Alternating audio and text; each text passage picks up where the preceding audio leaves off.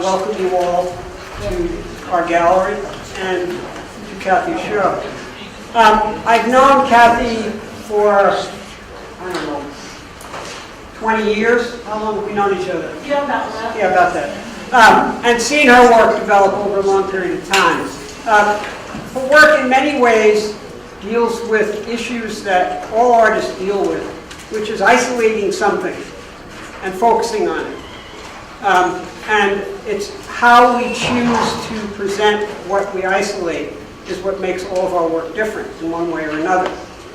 And having seen other works of Kathy's, my feeling, she and I have discussed this, that this particular show, the concept, the idea of something that she focuses on is the same. It's not, to me, but it is to her, not as personal. It deals more with a public thing, but of course it's her personal vision, her personal view of that.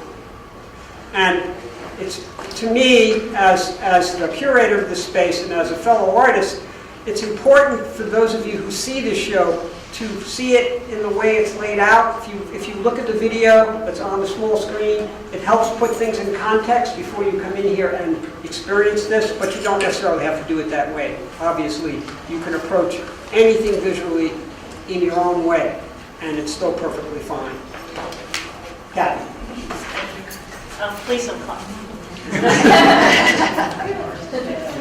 So I'm Kathy McLaurin, and thank you, first of all, everybody who came here today to see the show, and especially, you know, to be here when I'm here so that I can have conversations with you about the work. A lot of people have questions. They've been coming up to me asking me some questions, so I'm going to talk a little bit about the project, but then I'm more than happy to answer your questions, and so what I'll do is I'll talk a little bit and then I'll just open up for questions, because I think that way some of you may have the same questions and everybody can get a little bit more information. So I'll just say that I started researching the White Thumb paintings in a really direct way about 2 years ago. I started working in an arts nonprofit in Lawrence, Mass. In 1998, which was a significant time in the history of these paintings, because it was the time when the Museum of Fine Arts was filing the case against the White Fund to prevent the sale of the paintings, which was something that was very much in the media. And because I worked at a nonprofit art center, of course I was hearing this story.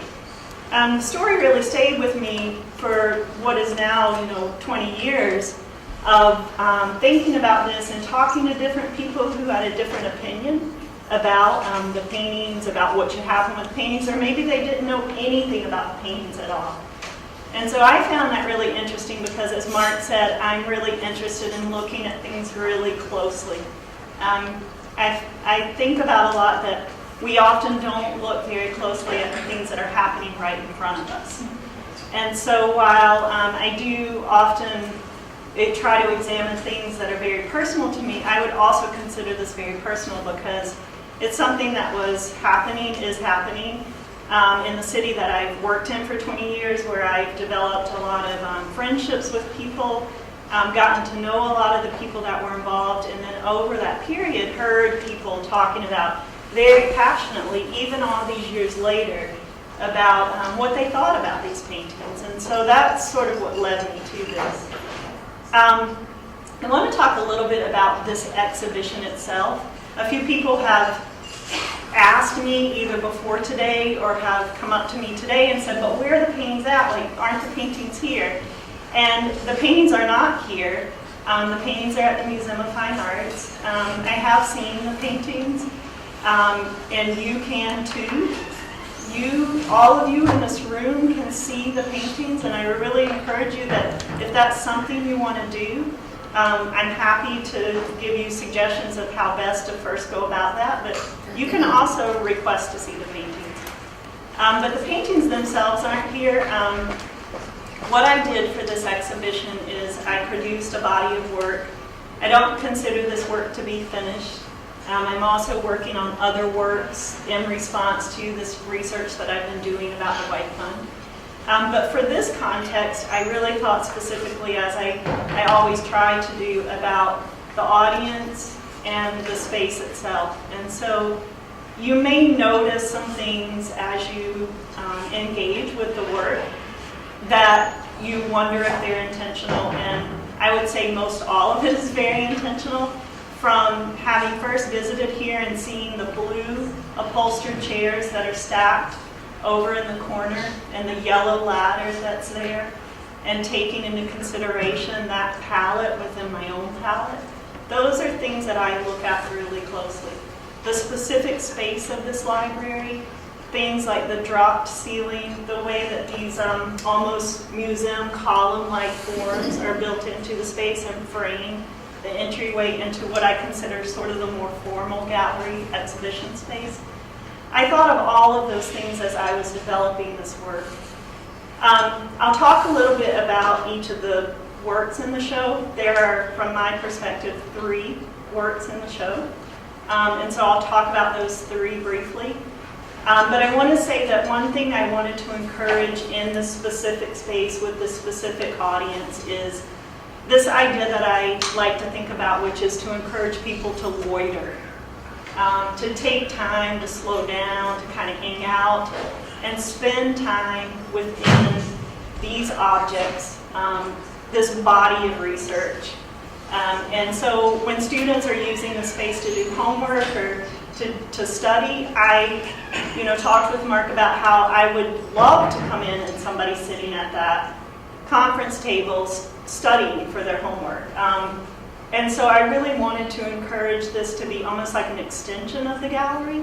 And so if it feels like, well, this doesn't feel like an art exhibition, or it doesn't feel like what I expected to be an art exhibition, that's intentional.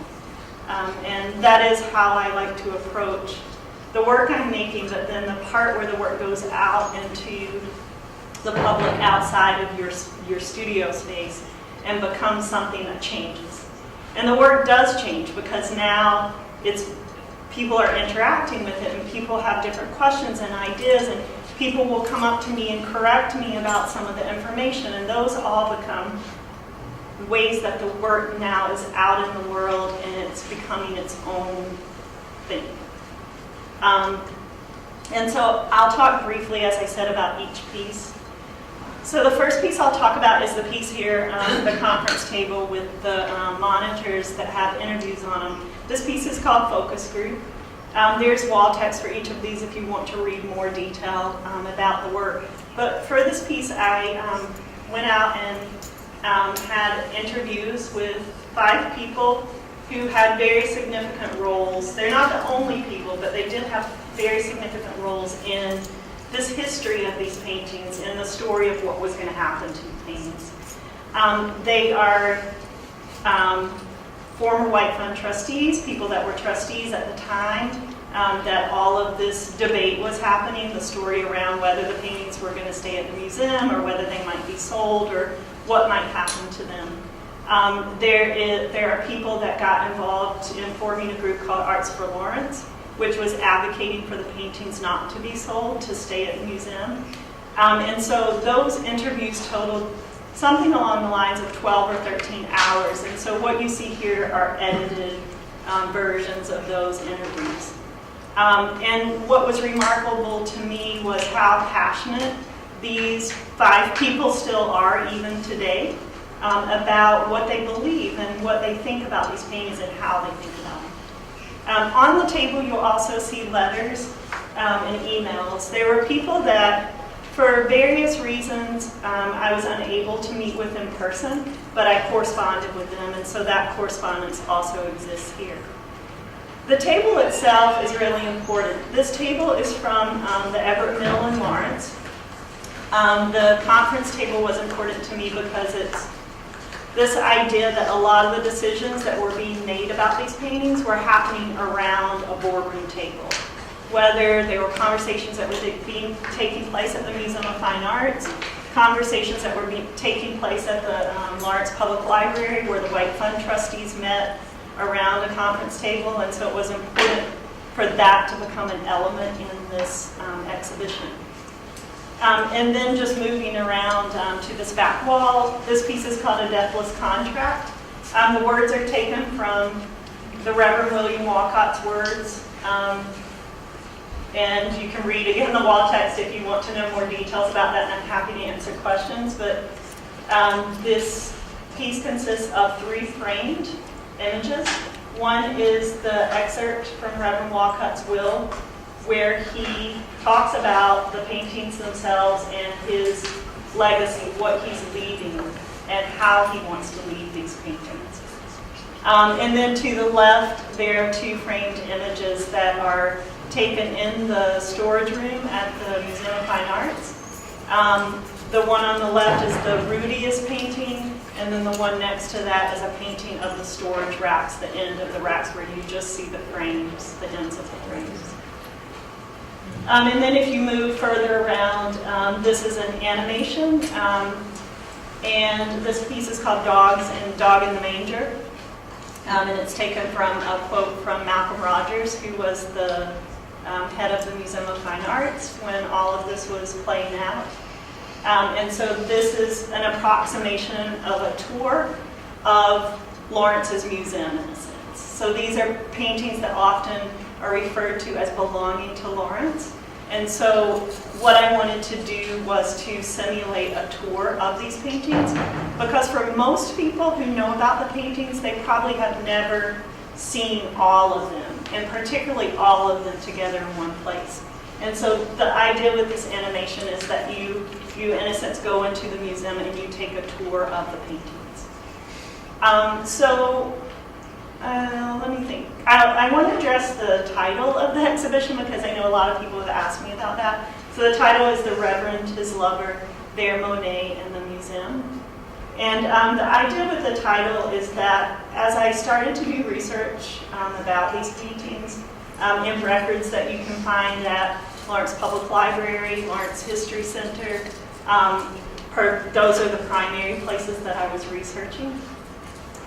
I started to think of these paintings as orphan children.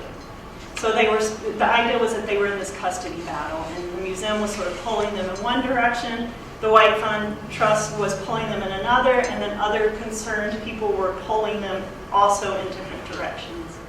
And so it was the idea that these paintings became like an orphan in a custody battle. And then the lover in this title is the city of Lawrence, the people of Lawrence, really. Because what I learned in this research was, as much as I could, I was trying to figure out who Reverend Walcott was. Who was this man? The paintings were given to him by his brother when his brother died. He didn't collect these paintings himself. And so I was curious about how much can I know about his relationship to the paintings, what he thought about these paintings, who he was, what he thought about art. And there's very little, but there are some cues. And he's referred to as a social activist because he really was very involved in advocating for public green spaces. He was very interested in public parks. He was very active in the temperance movement. He really believed in the young new immigrants in Lawrence having access to education, to knowledge, and to culture. And so you can read the words of his will and make some meaning of what his intentions were. But I was really trying to figure out more about him and what he thought. And so I started to, as I learned more about him, realize that he really loved the people of Lawrence. And it seems that what he was trying to do was make this really generous gift. And he went about it in the way that he felt was the best way to go about it at the time, the way that made the most sense to him at the time. And if you look at the letter book that's over on the desk here, this is the first concrete evidence of Reverend Walcott's intentions for these paintings. He's gone and had a meeting with a White Fund trustee. He said, this is what I'm planning to do. And although we don't have all the information there, you can start to read between the lines and think about what that conversation might have been and what he was trying to make sure was going to happen in 1907. And he died in 1911. Am I getting that right? So this was 4 years before he died. He was setting up this trust. And so this is sort of the way that I thought of these paintings and this person and this legacy and gift. When you first enter the gallery, if you come in from the door over here, you walk by a Claude Monet quote. And Monet is one of the artists who's in this collection, one of his poppy-filled paintings. And the reason that quote is there is because I want to connect this back to the artist. I'm really interested in this story. It's a very seductive story. It has a lot of great heart. But the story really in the end is about the people that are involved in this. And Monet is a person that's tangentially involved in this. His painting is the one that becomes very much sort of the lightning rod of this collection. And that's in part because of the value, but also in part because of how well we all, if you say Claude Monet, most people here have some reference to who that is and what the work is. And so what I know about Claude Monet is that he was a very depressed artist. He suffered a lot with depression. He lived a great part of his life in poverty. And really wasn't seeing a lot of the, especially financial success of having made these paintings that now become treasures. And so I wanted to connect this back to him because as an artist, I think a lot about the value of the work I do. Artists often question the value of what they're doing. My work is not work that has any specific monetary value placed on it. It's unlike Claude Monet's work. It's not going to go off to Durand Ruel's gallery and be sold and then auctioned and other people compete in a sense to buy it. And so I'm often asking this question of what is the value of this work? That's why I wanted to connect it back to Monet. I suspect that in his lifetime, Monet often questioned what is the value of what I'm doing. And so that's why I wanted to bring it all back around in a circle so that we then about the artist, and we think again about the work, and we think again about what the intention is behind the work, and the meaning that we can give with that. So I think I'll stop there talking, but I would be happy to answer questions if you have them. As you may have gleaned from my question, that this almost went over my head, but I thought back to a thesis project that I directed about 30 years ago, and you are dealing with content and context. And how does that interact with the fact that the audience is basically exposed to a culture of participating, of observing, as opposed to participating? So you mean the audience here today observing? Well, any audience coming through, yeah. Well, this audience, it ranges from my generation to millennials. So, but still, the culture in which we were all brought in views us as a observatory, not quite existential, but observatory. And how does the concept of this exhibit deal with that? Because I think what you've done here is you've deconstructed the museum concept. Well, so what I can say about that, and I would love to talk with you, Dan, more at length at some point about that, is I thought a lot when I was installing this work, and I knew that this was where the show would be while I was making the work, which is not completely unusual, but it was helpful to know that. And I thought a lot about how museums are designed for us to view and to be viewed. And so, I mean, you can read about, the history of museums and this idea that museums were really about controlling people. Back in the early days, people were not allowed to bring their umbrellas in the museum. So there's some obvious reasons, right? An umbrella could be wielded as a tool of vandalism. either by intent or accident. But also it was this idea of wanting to control people, so you had to check your umbrella at the door. And so museums, if you've been in, for instance, the Museum of Fine Arts in Boston, there are balconies and rotundas and places where you can both stand and look at the work, but you can stand at a distance and look at people looking at the work, right? And so I am thinking a lot in this work, and particularly because this work is rooted in that time. When Reverend Walcott drew up his will to leave these paintings and made that allowance that until such time that a museum exists in Lawrence, these paintings should be sent to the Museum of Fine Arts in Boston for the purposes of exhibition. He did that at a time when the Museum of Fine Arts, as we know it, on Huntington Ave, had only recently been built. Before that, it was in Copley Square, and it included a lot of different types of art, including things at the time that were considered would be shown in an art museum, like things that we think of as sideshow attractions and opera.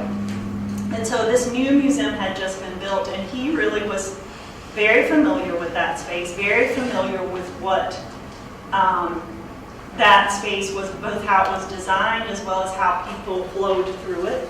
And that's how he envisioned these paintings being available for observers, for people that wanted to view this work. So I think a lot about that idea of observer, but I think in the show, I think of participants in part as being the people that participated in this now become what is observed in the exhibition. And so, for instance, the people in these interviews were very active participants. And I would say, even still, in some ways, there's an extended participation because they become the containers of that story. They're the people who carry that narrative. And so now they were a participant, but now they're also what is being observed from the viewer of this exhibition. So it's a layering effect. Thank you. Other questions? Yes. Just a brief memory. When you talked about the umbrella, I remember learning as a kid, so this is 1940-something, that the reason one couldn't bring an umbrella into the museum was that some paintings were on canvas, and the canvas could be cut with a razor blade or something, and rolled up inside your umbrella and stolen. So, I mean, that's an old memory that just I hadn't thought of since then. But people found other ways. Yeah. That's the gardener. What can you tell us about the reproductions that hang on the walls in the White Fund room in Lawrence? Is that connected to this?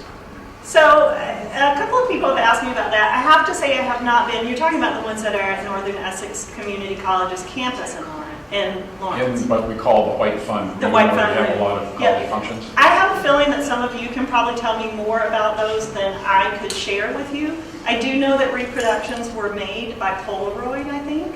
And I think the White Fund commissioned those and paid for them, as far as I know. Does anybody know more about the reproductions that are hanging in the White Fund room?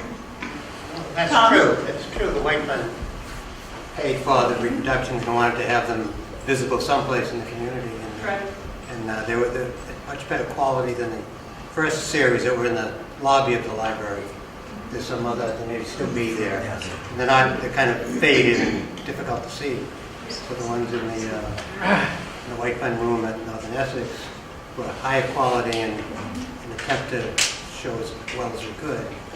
And probably made in the 90s. I would say, yeah. They're beautiful reproductions. What Yeah. percentage of the collection do they represent? All of them, I think. Is it all of them are hanging? 17, I think, yeah.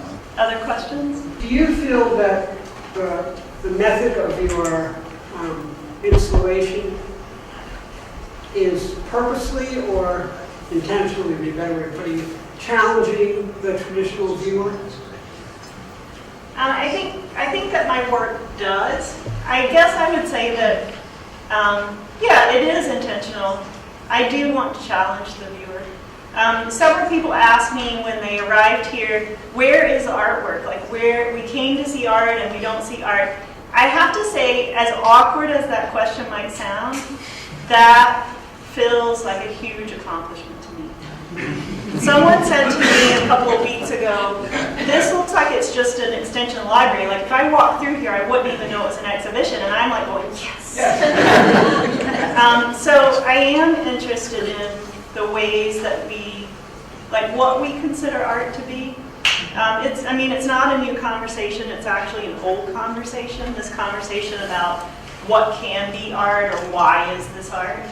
But I am really interested in presenting the work, and that's why, for instance, a deathless contract, the excerpt of the will is framed in a frame that I was very fortunate to get from Lawrence History Center, and then have a little bit of conservation work done to it. It's not necessarily a period frame, but it references a specific time and a place. And that's what I'm presenting more formally as the artwork in this arrangement of 3 images, whereas the artwork itself becomes sort of secondary to that. So there is an image of one of the paintings in that piece, but it's not the image that you expect. It's not like the images, the reproductions in the White Fund Room in Lawrence. When you look at the animation, you can see an image of each of the 17 paintings, but you only get a glimpse. And so it's also intentional that you come here, you don't actually see any art, and you can figure out and think about what the reasons might be. This work is very off limits in some ways to us, right? I mean, it's restricted in a sense. And so I wanted that to be evident in the exhibition. There's still sort of a veil, right? There's something that you can't quite see all of. What do you know about how the paintings were originally collected? So that's a really good question, and from the best of my understanding and talking with people that know a lot about this and also going through the records, the Reverend Walcott's brother was a senator in Colorado, Edward Walcott, and he collected these paintings. He collected quite a lot more paintings than these 17. These are the 17 that he willed to his brother. He willed other paintings to other family members, and he had amassed an estate, and so he certainly left money to different people. But to this brother, and he was one of 8, he left the 17 paintings. I'll tell you what I know. I was able to see some of the original receipts, several which come from the Durand-Ruel Gallery, Durand-Ruel is the very sort of famous dealer who at the time when people weren't so interested in Impressionism, he was a real champion of Impressionism. He would often buy the paintings from the artists such as Monet, and that was how these artists supported themselves. He would buy them and sort of stockpile them. In the end, smart guy, he knew what he was doing. But it was at a time when Impressionism was not so well received. And so I was able to see some of those original receipts, and on the table over by the sofa, you'll see a facsimile of one of those receipts, the one that has the Monet listed on it, along with 3 other paintings. I think he purchased it for $2,000. And so he was collecting these, but he was often buying them through, for instance, Durand-Ruel, which was in Paris. Sometimes he would go and see them, sometimes there would be telegrams exchanged, where he would say, or Durand-Ruel would say, this auction's coming up, and here are some things that I think you should consider. And he would say, okay, I'll spend this much. So there are questions around even what his own interests in art were, and how intentional he was about the collection. Now, today, we know that at least 2 of the paintings that he bought were not what he thought they were, and probably not what the dealer thought they were. We live in a time now where we can know more clearly that a lot of things that we thought were originals are actually fakes. And so there's a constable in this collection that turns out not actually to be a constable. So that's sort of what I know about how they were initially collected. Not much, but I think it's kind of interesting that he's not really interested in the work more than he is interested in collecting. He's having somebody else select the work for him. And I don't think that was always the case, but certainly in some cases. Other questions? Yeah, but Yeah. the reason this all happened, this custody battle, was because of the words in the will. My purpose in making this bequest is to create and gratify public taste for fine art, particularly among the people of the city of Lawrence. The question that remains a conundrum in a way because you get two views, one there, one here. The question is, with 17 paintings, of which maybe 3 are regularly shown in the museum, the rest are down here, are they accomplishing that purpose to create and gratify a taste for fine art among the people of Lawrence? The court decided the case and said they stay where they are, which is fine, and everybody accepts that Supreme Court, Supreme Judicial Court decision. If it accepts the decision, but the question is still out there, are the people of Lawrence being gratified by the existence of these paintings? Everybody who comes to this gallery should think about that. Thank you, Tom. Thank you. And it's the question that I have to say, like throughout this, that I was often asked, which was, oh, so you're trying to get the paintings back at Lawrence? And you know, my answer to that is, first of all, no, that's not what I'm trying to do. And second of all, it's questionable whether that can happen. I mean, Reverend Walcott does lay out in the will very specific language around what he thinks is an appropriate gallery, an appropriate museum. He says things like fireproof, and I think he might say climate controlled. No. Brick. Tell me, all of you over there who know. It had to be a brick structure. A brick? That was fireproof. Right, fireproof. That was I the do main remember one. fireproof. Yeah. I'd like to pick up on something that Attorney Caffrey said. I'm a native Laurentian, actually the 6th generation of my family to live in Lawrence. And I myself don't accept what the court decided. I think it's a major institution, the Museum of Fine Arts, stealing from our education of the people of Lawrence. Reverend Wolcott did not, I am sure, Reverend Wolcott, by the way, was the minister of our family's church, the Riverside Congregational, now known as United Riverside. I'm sure he didn't intend for those to stay there for over 100 years.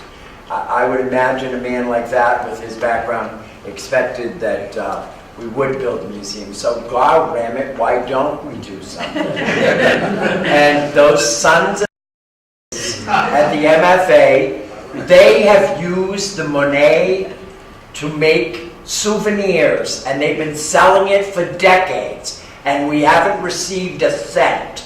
They owe us big money. Big money. Stealing from the poor people of Lawrence. The court decision was made clearly by the statement in the will. Unequivocally is the statement. The decision was and that is where the court made the decision on, and not about how much taste or how much education had been provided.